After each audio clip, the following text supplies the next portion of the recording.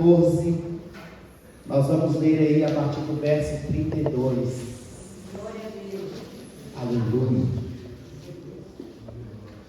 Glória a Deus.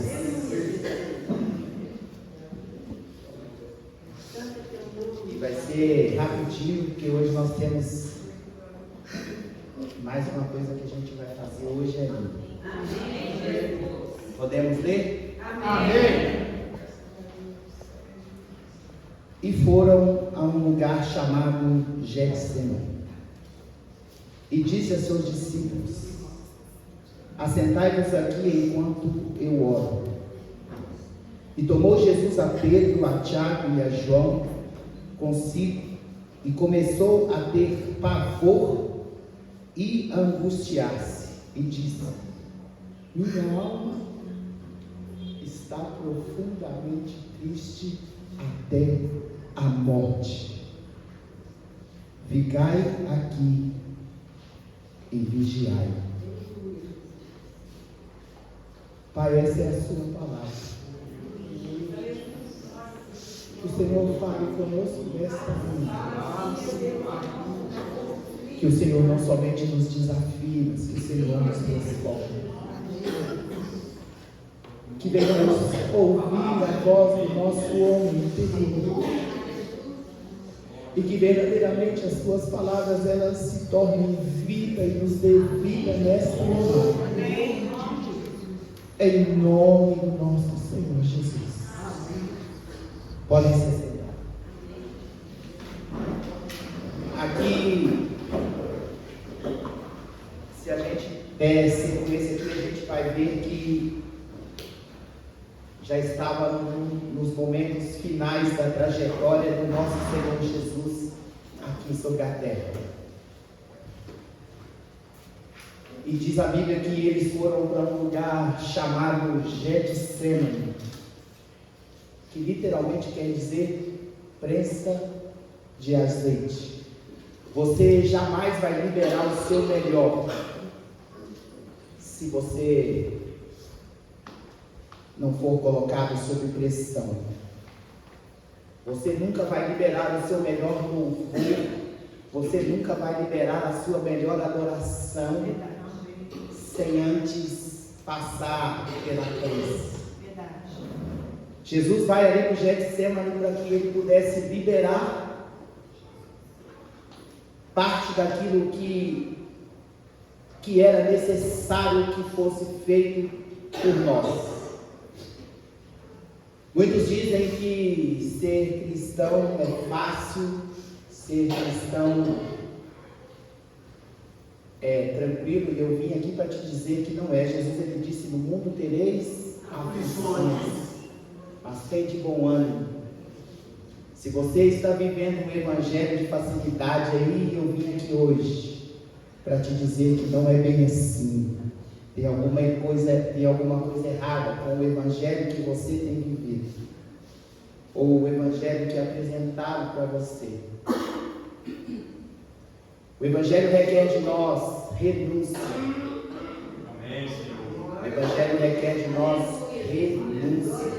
E renunciar não é fácil, renunciar não é para qualquer um. E aqui Jesus ele vai com os 12 discípulos àquele lugar, mas ele chama somente 3 para que pudessem seguir com ele mais adiante.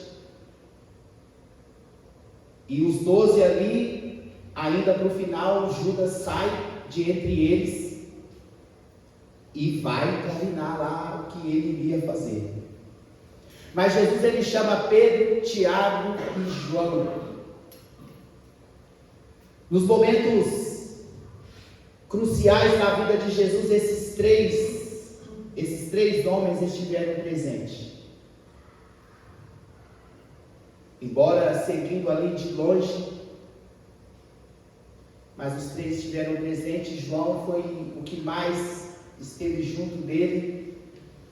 João era o que mais se correspondia àquilo que Jesus tinha com ele. E Jesus disse assim: olha, isso já com os 3, fica aqui que eu vou ali orar. E Jesus ele vai e começa a orar. Pai, se possível for, passe de mim esse cálice sem que eu tenha que beber. E a Bíblia vai dizer que Jesus ele fez isso por 3 vezes. E na última vez em que Jesus ele se ajoelha ali, ele está orando, a Bíblia vai dizer que ele soou gotas de sangue. E vocês querem dizer que servir a Deus é moleza? É da forma que vive, faz o que quer, ninguém me manda, eu faço o que eu quero, vou aonde eu quero. Não foi isso que Jesus fez. Pai, passe de mim esse cálice sem que eu tenha que beber. E ele disse: a minha alma está profundamente triste até a morte. E ali ele começa a chorar. Cientificamente falando, o que aconteceu com Jesus ali, se nós formos colocados num estado sob pressão como ele, acontecerá a mesma coisa conosco. Nós temos vasos sanguíneos aqui nessa região, e esses vasos sanguíneos eles vão se dilatar, porém nós não suportaríamos, ficaríamos loucos. Mas uma coisa é bom que você entenda, e isso eu falei para ele, e ele respondeu isso para mim. Falei: Jesus, se o Senhor enfrentou isso como Filho de Deus, o Senhor nos enganou. É lógico que nós nunca poderíamos suportar o que o Senhor suportou, porque o Senhor é Deus, e se o Senhor fez isso como Deus, o Senhor nos enganou. E aí, quando o negócio vai por esse lado, ele tem que vir falar. E aí ele respondeu e disse que não, que foi como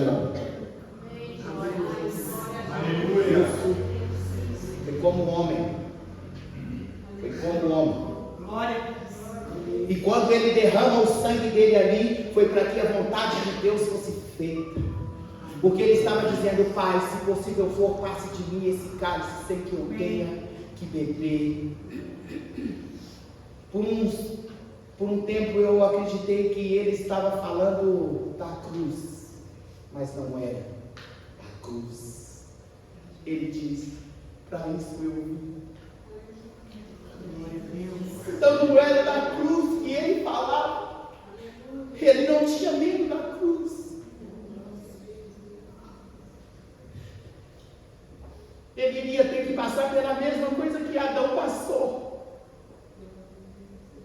Por isso a gente ouve muitas canções dizendo que Deus, deu as costas para ele, mas literalmente foi isso que Deus queria: a separação. Jesus temia a separação. Mas era necessário que ele passasse por isso. Por isso ele diz: por que o Senhor me desamparou? Porque o Senhor deu as costas para mim. Porque Deus não suportou ver o meu e o seu pecado sobre ele lá na cruz. E quando ele diz: passa de mim esse cálice sem que eu tenha que beber, não era da cruz que ele falava. Ele falava a respeito da separação. Ele não queria se sentir só. Ele não queria. Mas aí ele vai com tudo e diz: que não sejas a minha vontade, mas a sua. Jesus ele recebeu um não, para que eu e você pudéssemos receber um sim. Glória a Deus!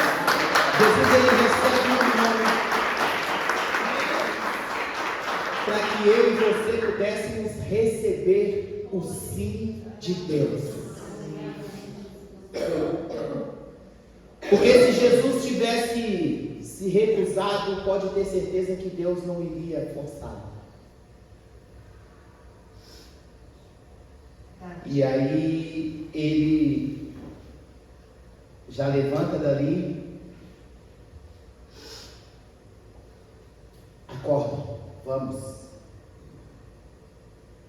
o traidor vem aí. E pode ter certeza, já falei disso aqui, Jesus disse assim: quem quiser vir após mim, negue sua cruz, negue-se a si mesmo, tome a sua cruz e siga-me. O dia do seu não vai chegar. O dia do não vai chegar para você. Ah, está repreendido, pastor, está repreendido. Você não está seguindo Jesus? O dia do traidor vai chegar para você também. A sua sexta-feira da paixão também vai chegar. Nós não estamos seguindo a Jesus? Seguir a Jesus implica a mesma trajetória. A mesma trajetória. Então, o dia do não vai chegar. E o dia do meu não chegou.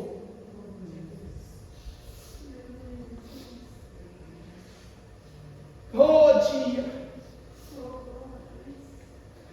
Oh dia! O dia do não chegou para mim. E eu quase parei, eu quase sucumbi.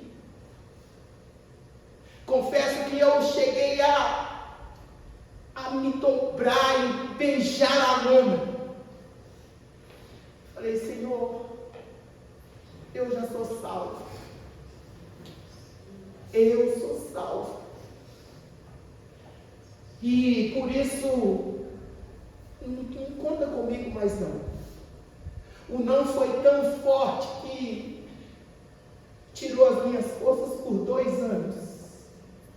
Por 2 anos eu não tinha forças para... Eu ia trabalhar porque eu tinha que ir. Eu não tinha forças. Ia para a igreja e era só chorar. Só chorar por 2 anos. Por 2 anos eu falei: Senhor,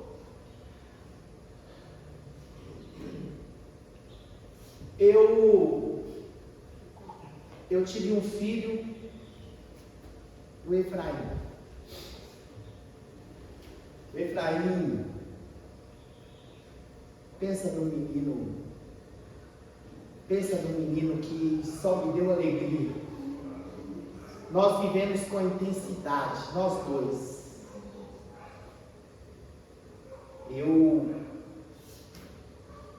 Até que Deus me respondeu o que eu precisava de ouvir.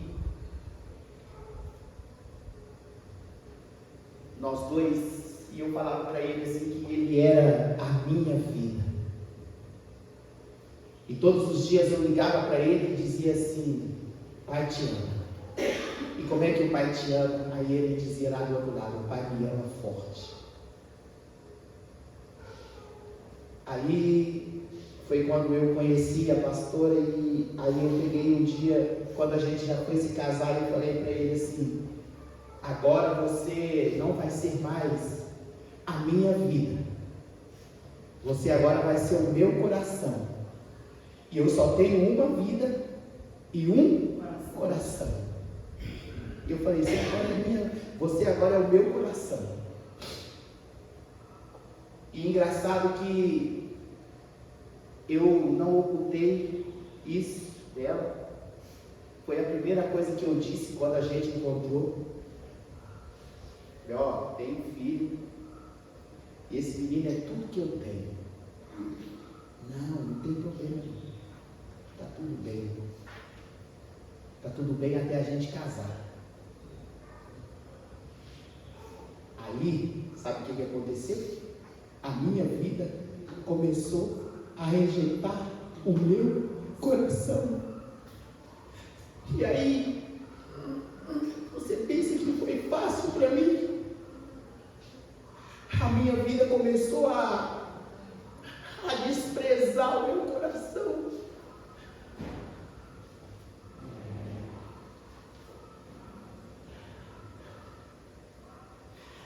um dia, deixa eu correr aqui, um dia a gente fala, mas até que um dia, eu saindo lá do ITQ, vou falar aqui, hoje o meu telefone está aqui, mas o meu telefone nunca entrou para dentro da igreja. Meu telefone nunca passou porta para dentro. E era para ele estar lá embaixo. Só que quando a gente vai lá e está fechado. Aí agora ele está aí. Mas ele não vai tocar. E eles tentaram me ligar e eu não. Só que quando eu cheguei em casa de novo, o telefone tocou.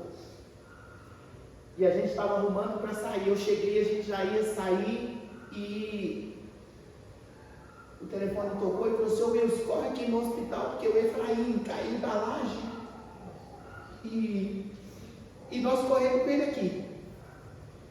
E aí antes de sair de casa, eu falei: Senhor, como é que eu vou fazer agora com aquele menino daquele tamanho? 15 anos. 15 anos ele já era do meu tamanho e forte. Eu falei: como que eu vou fazer com aquele menino daquele tamanho, com o braço quebrado, com uma perna quebrada agora? Oh, Senhor. E eu corri para o hospital, fui. Então logo eu cheguei lá no hospital, os médicos já estavam me esperando. Falaram: o senhor que é o pai do Efraim? Eu falei: sim, sou eu. Vem cá. Aí já me levaram logo lá para uma sala e já foram logo, médico grosso, parece que são frios, não querem nem saber, não medem palavras para falar. Me chamou e falou assim: senta aí. Eu sentei, ele sentou do outro lado da mesa e falou assim: o Efraim, ele deu entrada aqui no hospital, ele chegou aqui desacordado, mas nós fizemos procedimentos com ele e ele voltou. Mas só que depois ele teve uma outra parada de novo, o Efraim morreu. Eu falei: como é que é? O Efraim, o Efraim morreu. Eu falei: Jesus, misericórdia. Eu falei: Senhor. E aí eu já falei: Wilson, controla. O desespero é contrário à fé. Controla. Eu respirei fundo e falei: aí, onde é que vocês colocaram ele? Me leva lá. E aí, só que antes eu liguei. Falei aqui: vigia comigo, ora aí. Vigia comigo, ora aí. O que aconteceu? Vigia aí, ora comigo. Mas o que aconteceu? Vigia e ora comigo, por favor. Mas o que aconteceu? Se a pessoa não quer te falar o que aconteceu, ore. E se Deus quiser, Deus fala com você. Glória a Deus. E aí eu tive que falar: o menino está morto. A minha palavra acabou de matar o menino. E aí depois eu tive que ir lá. E aí eu vendo ele lá naquela maca e eu comecei. Tudo que eu tinha, eu impus as minhas mãos sobre ele e eu comecei: em nome de Jesus, eu ordeno que o espírito desse menino torne ao corpo dele agora. Em nome de Jesus, Espírito Santo, está escrito que o Senhor sopra onde o Senhor quer. Então sopra agora nesse lugar e devolva a vida para esse menino. E eu comecei a orar e chorar e orar e clamar e repreender o espírito de morte, até que os médicos levantaram e vieram: calma, deixa ele, calma. E eu tive que entregar os pontos ali. Dei tudo que eu tinha, tudo que eu sabia. Mas o menino não voltou. O menino não voltou.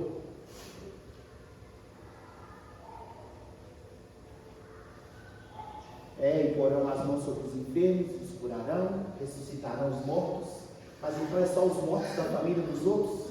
Da família da gente? Não. Então é só da família dos outros? Pois é, então a partir de hoje o senhor não conta comigo mais, não? A partir de hoje o senhor não conta comigo mais. Não conta comigo mais, eu já sou salvo, o senhor me deixa quieto. O senhor me deixa quieto. E por 2 anos foi assim, eu não falava nada.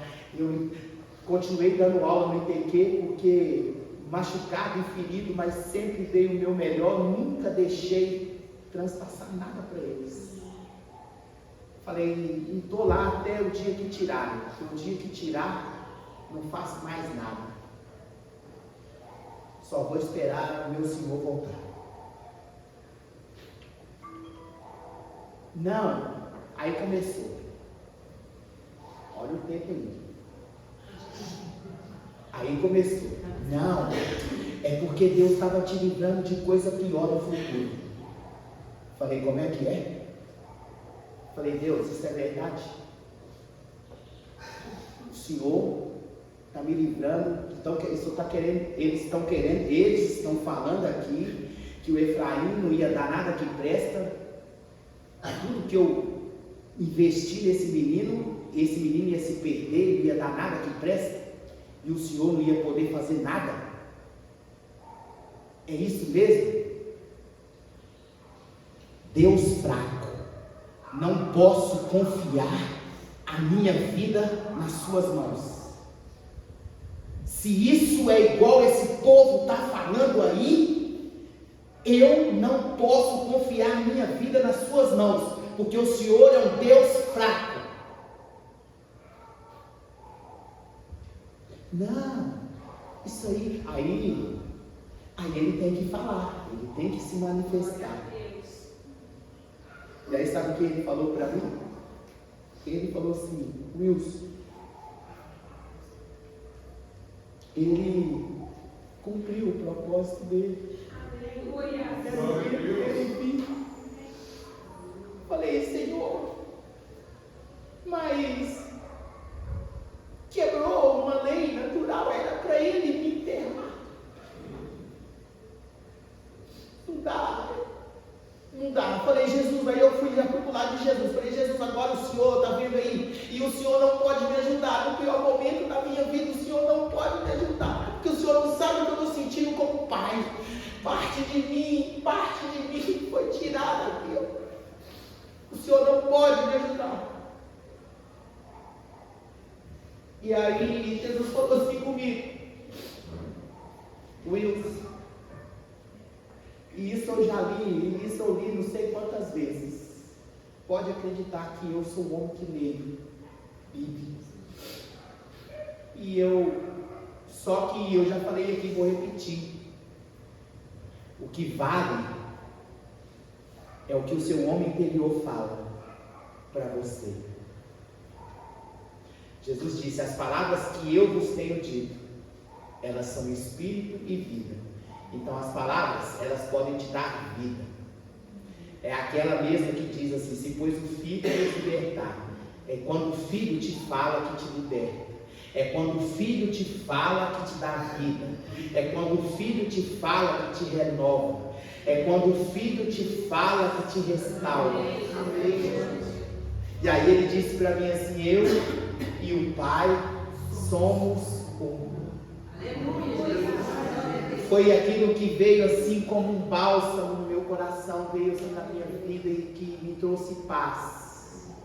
O dia que ele falou assim, ele cumpriu o propósito dele. Falei, então tá. E agora fez dia 4.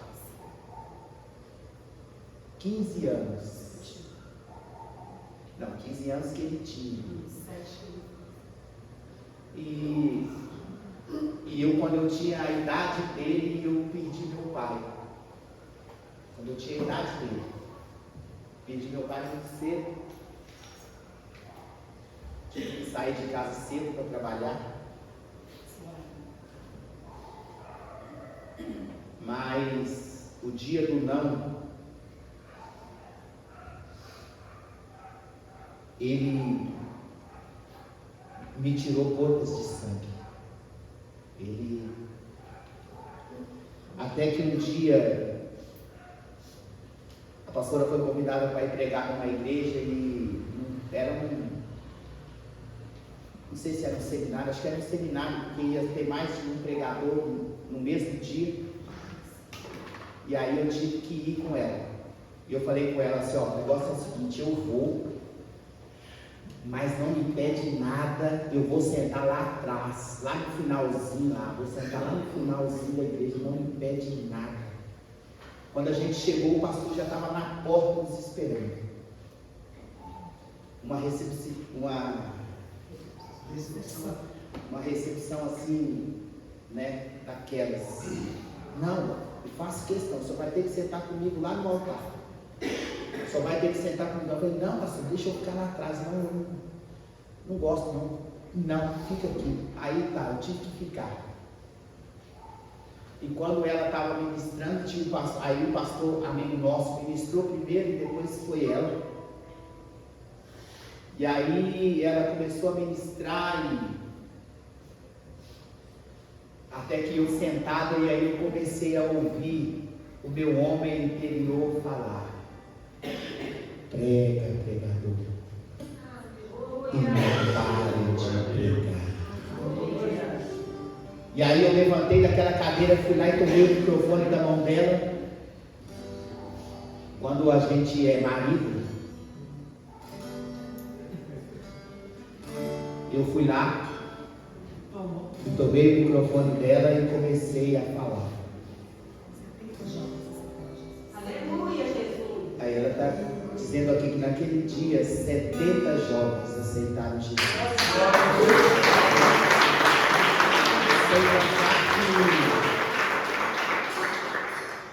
Houve uma renovação muito grande na igreja. Os maridos que não eram salvos, a partir daquele dia nós começamos a orar por isso, por filhos e Deus tem respondido.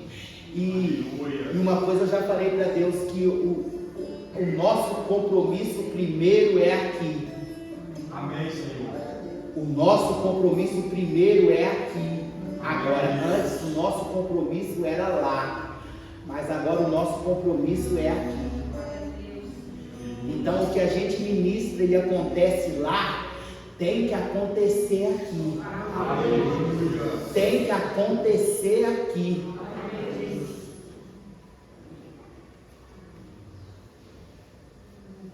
Ela já está me tomando tempo. Mas fui renovado.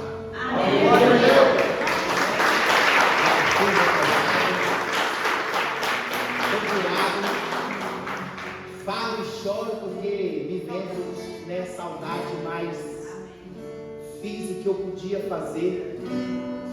Teve um dia que o boca do Satanás veio querer, eu contando, e ele veio querer me diminuir, porque uns dias antes dele morrer, nós fomos no shopping para comprar roupas para ele, e ele me pediu uma camisa da Lacoste.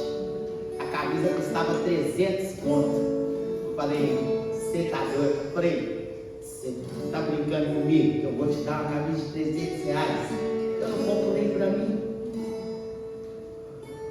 Porque aqui a gente precisa de ensinar valores. Não falo valor em dinheiro, mas valores. E ele entendeu. Ele entendeu. E aí, depois a mãe dele me ligou, porque não era ela, a mãe dele me ligou para agradecer, falou assim, ó, o Efraim falou assim que hoje foi o melhor dia que vocês tiveram. E olha que nós conhecemos parte do Brasil aí, nós dois. Mas esse dia ele considerou que foi o melhor dia. E mesmo eu tendo dito que não para ele, ele querendo. Mas eu falei que depois eu ia comprar, mas ele morreu. E eu falando isso lá, ele queria me culpar, o boca do cão. E aí eu falei, estou tranquilo. Porque ele morreu sabendo de valores.